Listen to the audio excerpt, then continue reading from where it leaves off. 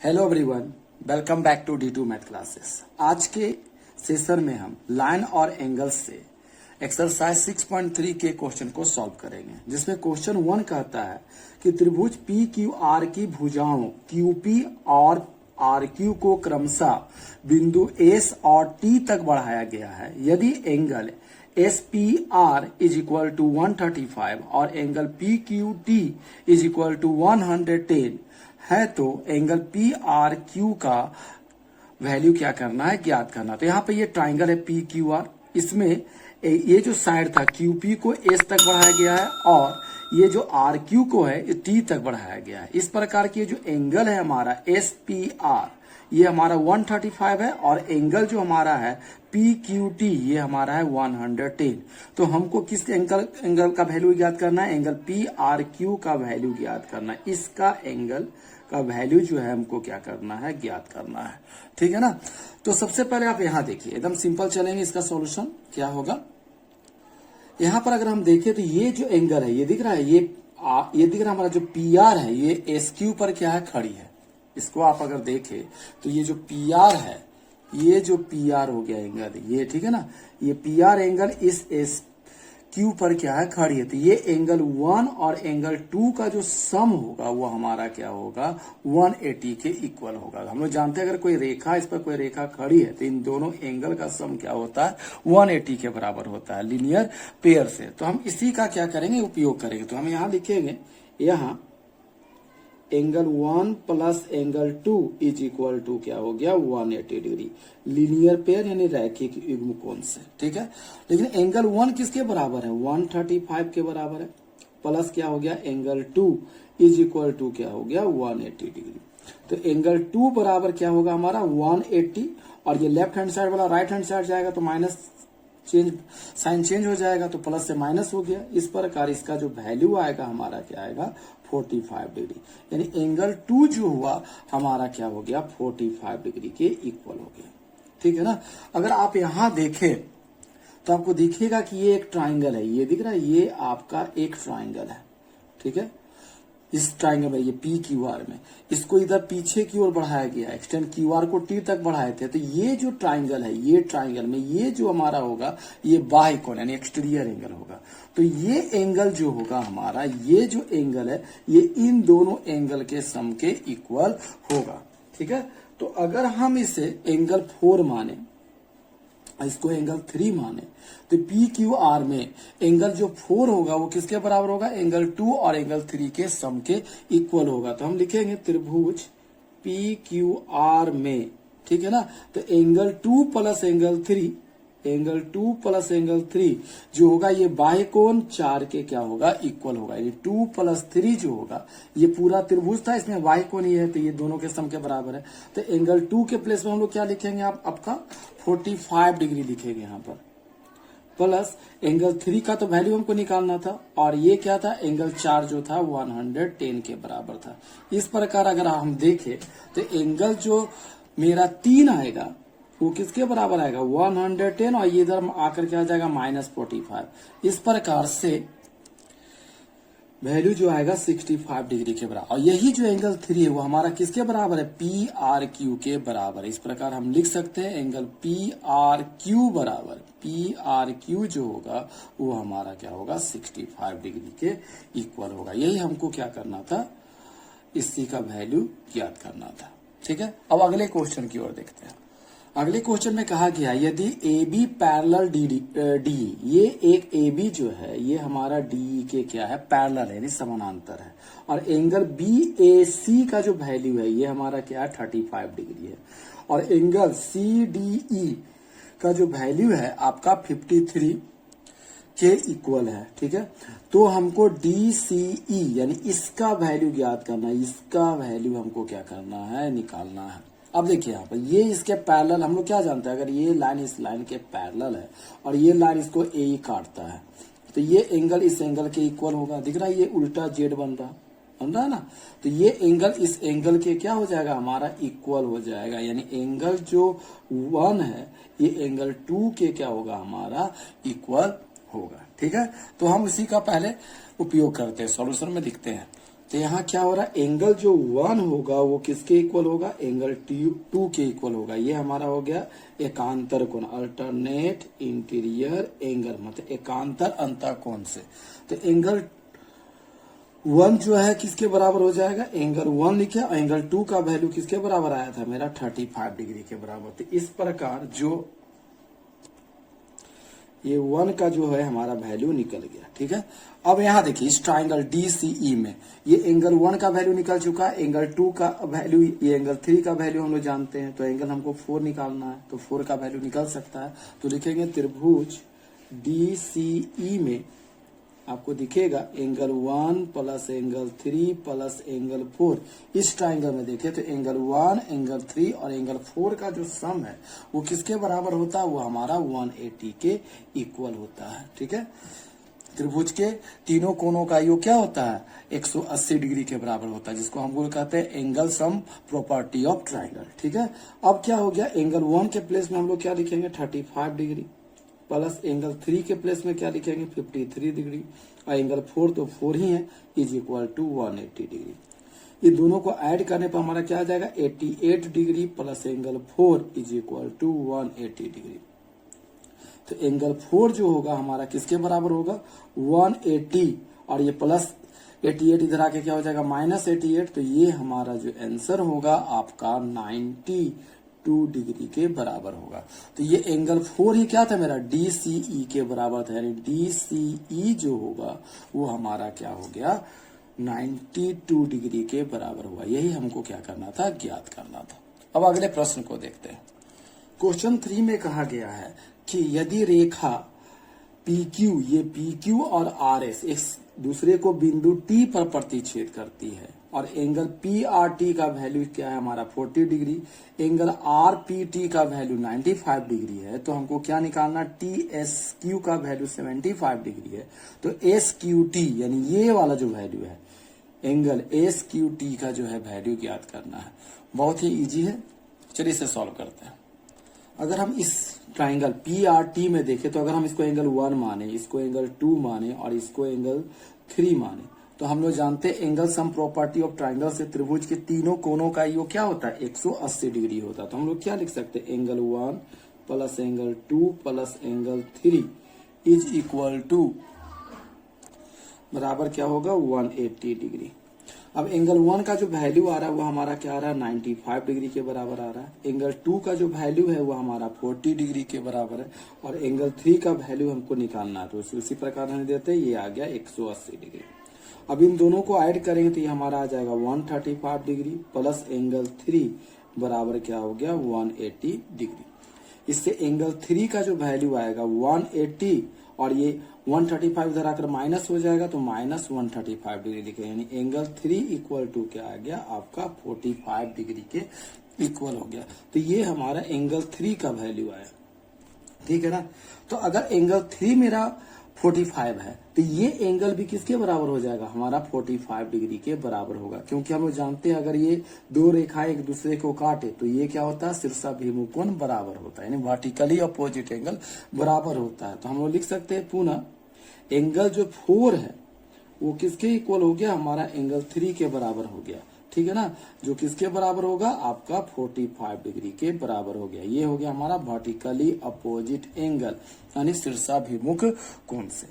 अब ये ट्राइंगल में देखें, ये क्या है, ट्राइंगल TSQ में। तो अब यहां हम अगर लिखे त्रिभुज TSQ में, अगर हम इसको मान ले एंगल 5 और इसको मान ले 6, तो एंगल 4 प्लस 5 प्लस एंगल 6 का सम क्या होगा, अगेन 180 डिग्री के बराबर होगा। Angle sum property of triangle, तो ये हो गया त्रिभुज के तीनों कोणों का योग चूंकि 180 डिग्री होता है, तो एंगल 4, एंगल 5, एंगल 6 का सम क्या लिखेंगे, 180। लेकिन एंगल 4 हम कितना लाए हैं, अभी दिख रहा है, एंगल 4 का जो वैल्यू है 45 डिग्री के इक्वल है, प्लस एंगल 5 का जो वैल्यू है मेरा 75 डिग्री के इक्वल है, और एंगल 6 जो होगा हमारा एंगल 6 के बराबर हो जाएगा। तो ये हो गया 180। अब इन दोनों को ऐड करेंगे तो ये हमारा आ जाएगा 120 प्लस एंगल 6 बराबर क्या आ गया, 180 डिग्री। तो एंगल 6 बराबर क्या आएगा, 120 माइनस 180 माइनस 120 इधर आकर माइनस हो जाएगा, तो 180 में से माइनस हो गया। तो एंगल 6 किसको बोला जा रहा है, एस क्यू टी को, यही हमको निकालना था। तो ये हमारा जो हो गया एस क्यू टी जो होगा वो हमारा क्या होगा, 60 डिग्री के इक्वल होगा, जिसी का वैल्यू हमें क्या करना था, ज्ञात करना था। अब अगले प्रश्न को देखते हैं। तो इस प्रश्न में कहा जा रहा है कि जो पी क्यू है, ये दिख रहा है, ये पी क्यू जो है ये पी एस पर परपेंडिकुलर, यानी पी क्यू और पी एस के बीच का जो एंगल है 90 डिग्री है। और ये जो पी क्यू, ये लाइन जो पी क्यू है ये किसके पैरेलल है, समानांतर है एस आर के, ठीक है।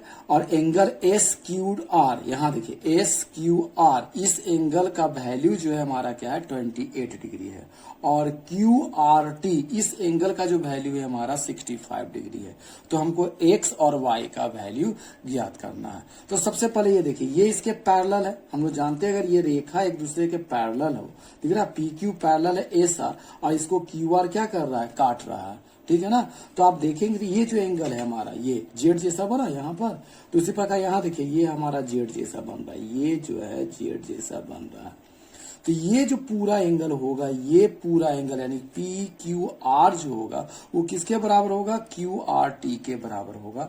ये होगा एकांतर अंतः कोण। तो हम पहले इसी चीज को लिखेंगे, तो यहां लिखेंगे, यहां एंगल पी क्यू आर किसके बराबर है, क्यू आर टी के बराबर है, क्यू आर टी के बराबर है। दिख रहा है ये जेड जैसा बना था, जिसको हम लोग कहते हैं एकांतर अंतः कोण, यानी अल्टरनेट इंटीरियर एंगल, ठीक है ना, ये अल्टरनेट एंगल, ठीक है, एकांतर अंतः कोण से। लेकिन एंगल पी क्यू आर जो है किससे मिलके बना, आप यहाँ आप देखेंगे तो ये एंगल एक्स और एंगल क्या हो गया, 28 से मिलकर बना है, ठीक है ना। तो हम इसको क्या लिख सकते हैं, पी क्यू आर को क्या लिख सकते हैं, एक्स प्लस 28 के सम के बराबर समझ सकते हैं। यानी पी क्यू आर एक्स और 28 के योग के बराबर है, equal to Q R T का वैल्यू कितना था हमारा, 65 डिग्री था। तो मेरा जो x का वैल्यू आएगा 65 और ये 28 इधर आकर क्या हो जाएगा, माइनस हो जाएगा। अब ये घटाने पर हमारा इसका वैल्यू आएगा हमारा 37 डिग्री के बराबर होगा। तो ये हमारा x का वैल्यू निकल गया, यानी एक भाग जो हमको निकालने बोला गया था वो हमारा निकल गया। अब क्या निकालना, हमको y निकालना है, ठीक है। अब y निकालने के लिए देखिए ये ट्राइंगल जो हमारा दिख रहा है, ये ऊपर वाला जो ट्राइंगल है पी क्यू एस, ये ट्राइंगल पी क्यू एस में देखे दिख रहा है, तो angle P plus Q plus x है ना, P plus x plus y मिलकर हमारा क्या होगा, 180 डिग्री के बराबर होगा, त्रिभुज के कोण के योग के बराबर, ठीक है। तो लिखेंगे हम यहाँ त्रिभुज PQS में क्या हो रहा है हमारा, ये एंगल P यानी 90 डिग्री, एंगल P का वैल्यू कितने के बराबर, 90 डिग्री के बराबर है। और ये जो कोण है ये किसके बराबर था, x के बराबर, और ये कोण y, तीनों मिलकर हमारा क्या होगा, 180 डिग्री के बराबर होगा। तो ये 90 आ गया। P के जगह, x के जगह हमें क्या लिखना पड़ेगा, 37, और y के प्लेस में y ही रहने देंगे, ये आ जाएगा 180 डिग्री। इसको ऐड करेंगे तो ये हमारा आ जाएगा 127 plus y is equal to 180 degree.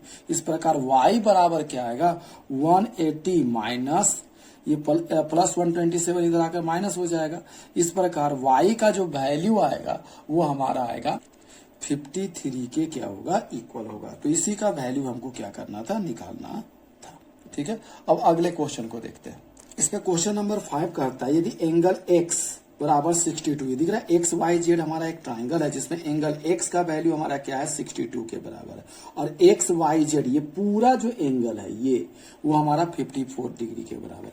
और ये जो वाई ओ है और जेड ओ है ये क्रमशः इस y और z का क्या है, कोण समद्विभाजक है जो एक दूसरे से O पर मिलता है। तो हमें OZY मतलब इस एंगल का क्या करना है, वैल्यू ज्ञात करना है, और YOZ और इस एंगल का क्या करना है, हमको वैल्यू ज्ञात करना है। इन दोनों एंगल का वैल्यू ज्ञात करना है।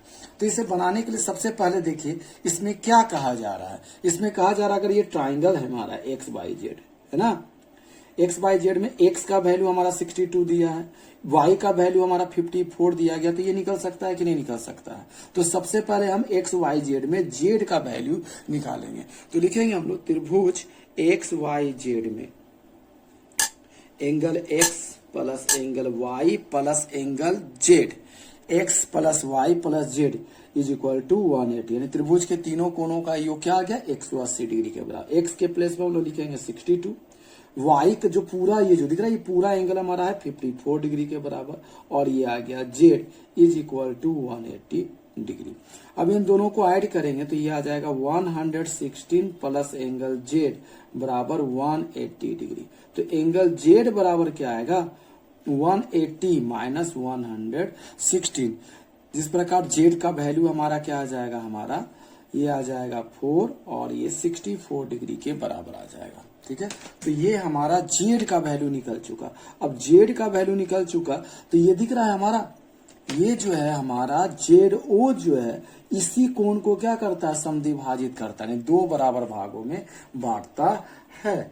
तो अगर हम इसको एंगल 1 मान ले, इसको एंगल 2 मान ले, ठीक है ना, तो ये जो एंगल 1 और एंगल 2 का जो मान होगा क्या हो जाएगा, एंगल 1 बराबर एंगल 2, चूंकि जेडो इस पूरे जेड को समद्विभाजित करता तो जेड को क्या करेगा, दो बराबर भाग में बांटेगा। यानी एंगल 1 इक्वल टू एंगल 2 किसके बराबर होगा, एंगल जेड के हाफ के बराबर होगा।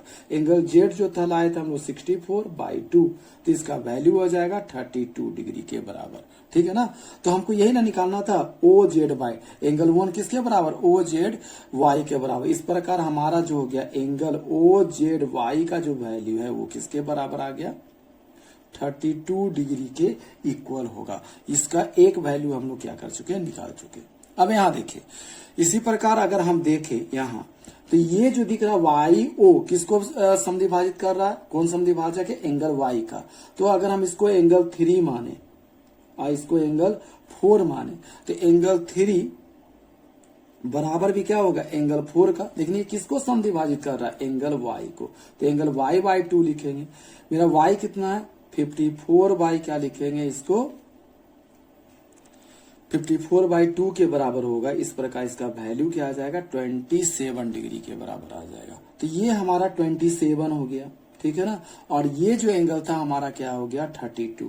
तो हम इस एंगल 5 यानी वाई ओ जेड को निकाल सकते हो। तो ये कौन सा त्रिभुज में आएगा, हमारा जो त्रिभुज होगा ये है ओ वाई जेड में। अगर हम देखें, दिख रहा है ये ओ वाई जेड में अगर हम लिखे तो लिखेंगे त्रिभुज, पुनः त्रिभुज ओ वाई जेड में क्या होगा, एंगल 5 प्लस एंगल क्या है, angle 5 plus angle 4 plus angle 1 मिलकर क्या होगा 180 डिग्री के बराबर होगा। अब यहाँ दिख रहा है इसके जगह पर। तो एंगल 5 का तो वैल्यू हमको निकालना था तो रहने दिए। एंगल 4 के प्लेस में क्या लिखेंगे 27, और एंगल 1 के प्लेस में क्या लिखेंगे 32 इज इक्वल टू क्या आएगा 180 डिग्री के इक्वल होगा। एंगल 5 को एंगल 5 रख दीजिए, 27 और 32 मिलकर हमारा आ जाएगा 59 के इक्वल आएगा, इज इक्वल टू 180 डिग्री। यानी एंगल 5 बराबर हम लोग क्या लिखेंगे 180, और ये 59 इधर जाके क्या हो जाएगा माइनस आ जाएगा। तो एंगल 5 हमारा किसके बराबर था, वाई ओ जेड। दिख रहा है एंगल 5 को हम लोग क्या लिख सकते हैं, एंगल वाई ओ जेड लिख सकते हैं, और इसको माइनस करेंगे तो ये 1 और ये आ जाएगा हमारा 121 डिग्री के बराबर होगा। तो यही दोनों का वैल्यू क्या हो गया, निकल गया। अब अगले प्रश्न को देखते हैं। ये जो क्वेश्चन 6 है ये परीक्षा की दृष्टि से बहुत ही इंपॉर्टेंट क्वेश्चन है। हर एक एग्जाम में लगभग ये पूछा ही जाता है, जिसमें कहा गया कि त्रिभुज पी क्यू आर, ये हमारा पी क्यू आर एक त्रिभुज है, ठीक है ना, जिसमें क्यू आर भुजा को एस तक बढ़ाया, यानी ये क्यू आर भुजा को एस तक बढ़ाया गया, ठीक है ना। और ये एंगल पी क्यू आर और angle Q P R S, मतलब ये P Q R angle Q और पी आर एस का जो समद्विभाजक है, समद्विभाजक रेखा एक दूसरे को बिंदु टी पर क्या करता है, मिलता है। तो हमको सिद्ध करना है कि जो एंगल क्यू टी आर, ये क्यू टी आर ये जो एंगल होगा, ठीक है ना, वो हाफ होगा एंगल क्यू पी आर, मतलब इस क्यू पी आर का क्या होगा, हाफ होगा। ठीक है, तो हमें रिक्वायर्ड टू प्रूव क्या करना है इसमें, अगर आप देखें तो दिया हुआ क्या है, पहले यहां देखिए गिवन में, गिवन पोर्शन में आप देखेंगे तो ये क्या क्यू टी तथा, तो हमने क्या देखा QT जो है एंगल Q का, ये जो Q दिख रहा है इसका, और PRS में जो ये RT जो है ये PRS का क्या करता है, समद्विभाजित करता है। ठीक है, तो अगर हम इसको एंगल 1 माने और इसको एंगल 2 माने तो एंगल 1 बराबर क्या होगा, एंगल 2 के बराबर होगा। वो किसके हाफ के बराबर होगा? ये एंगल Q, क्योंकि ये जो Q2 है ये Q को समद्विभाजित करा, तो एंगल 1 किसके बराबर होगा? एंगल 2 के बराबर होगा, जिसको हम लिख सकते हैं एंगल Q/2। इसी प्रकार ये जो RT है PRS को समद्विभाजित करता है, इसलिए हम लिख सकते हैं एंगल, अगर इसको 3 माने और इसको अगर हम एंगल 4 माने तो एंगल 3 इक्वल टू क्या होगा? एंगल 4। ये किसके हाफ के बराबर होगा? ये एंगल PRS के हाफ के क्या होगा? इक्वल होगा। तो हमें रिक्वायर्ड टू प्रूफ क्या करना है? रिक्वायर्ड टू प्रूफ में हमें लिख रहा है कि ये जो QTR जो है, QTR ये जो एंगल है वो हाफ किसके है? QPR के हाफ के इक्वल है। अब हम लोग प्रूफ सेक्शन में जाते हैं।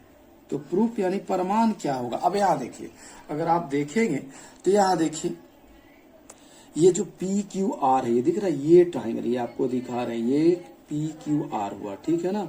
और इसको बाहर बढ़ा दे तो हम लोग क्या पढ़े हैं कि अगर किसी ट्राइंगल में इसको अगर बाहर बढ़ा देते, ये जो बाह्य कोण होता है ये सुदूर अंतः कोणों के योग के, ये कोण इन दोनों कोण के बराबर सम के बराबर होता है, ठीक है ना।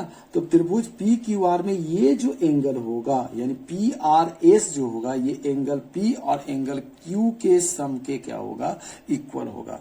तो यही चीज को हम यहाँ पर क्या करेंगे? इंडिकेट करेंगे। तो हम लोग क्या लिखेंगे? त्रिभुज PQR में क्या हुआ? ये जो PRS है, एंगल PRS जो होगा वो angle P plus angle Q, यानी ये जो एंगल है, ये एंगल, ठीक है ना, ये पूरा एंगल जो होगा एंगल P और एंगल Q के सम के क्या होगा?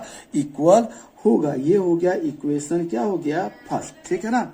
अब यहाँ देखिए, अब ये अगला भाग देखिए, तो ये हमारा एक क्या है? ट्राइंगल है। ये ट्राइंगल है, ये ट्राइंगल है ना।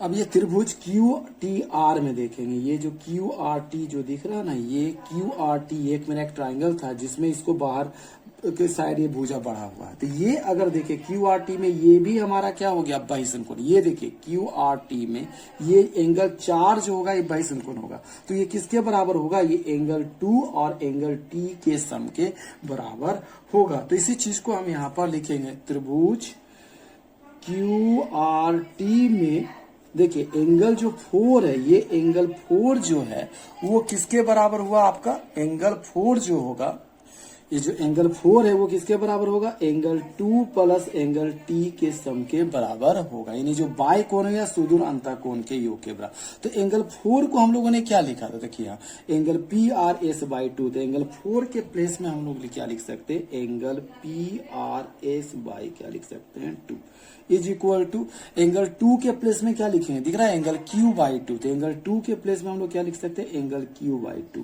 और ये एंगल क्या आ गया? T, ठीक है ना। अब यहाँ देखिए और क्या लिख सकते हैं? अब इसको अगर हम लिखे तो और लिख क्या सकते हैं? देखिए यहाँ PRS बाई जो 2 है वो किसके बराबर? ये 2 T को T/1 लिख सकते हैं। अब 2 और 1 कैल्सियम क्या आएगा? 2 आएगा, ठीक है ना। तो इसको लिखेंगे Q प्लस 1 का टेबल में 2 बार में आता, तो एंगल T को 2 से गुना करेंगे 2 एंगल क्या आ जाएगा? T। तो ये 2 हमारा क्या हो गया? कट गया, कैंसिल हो गया। तो इस प्रकार से आप देखोगे कि PRS जो है, ये जो PRS है वो किसके बराबर हो गया? Angle Q plus 2 angle T के बराबर हो गया। तो इसे हम लोग क्या मानेंगे? इक्वेशन 2 मानेंगे। अब यहाँ देखिए इक्वेशन फर्स्ट और सेकेंड से देखिए, यहाँ भी PRS किसके बराबर है? एंगल P प्लस Q के बराबर है, और यहाँ PRS किसके बराबर है? Angle Q plus 2 angle T के बराबर है। तो ये दोनों हमारा इक्वल है, ठीक है ना। ये दोनों इक्वल है, तो इसलिए ये वाला भाग क्या हो जाएगा? Equal. Left hand side equal, तो राइट हैंड साइड भी क्या होगा? इक्वल होगा। तो हम लोग लिखेंगे, तो समीकरण 1 और 2 से हम लोग क्या लिख सकते हैं? देखिए यहाँ पर ये जो angle Q plus 2 angle T है वो किसके बराबर हो जाए? ये एंगल इसका जो सम होगा ये angle P plus angle Q के बराबर होगा। तो यहाँ पर हम देखेंगे तो एंगल Q और Q क्या हो गया? कैंसिल हो गया। तो ये क्या आ जाएगा? 2 angle T is equal to क्या है? एंगल P के बराबर आया। तो एंगल T को क्या लिखेंगे? एंगल P बाई क्या लिखेंगे? 2। और यही T जो था हमारा किसके बराबर था? इस प्रकार से ये एंगल क्या हो गया? बराबर हो गया। आशा करता हूँ ये वीडियो आपको अच्छा लगा हो। अगर आप हमारे चैनल पर नए हो तो हमारे चैनल को सब्सक्राइब और लाइक और शेयर करना ना भूलें। Thank you.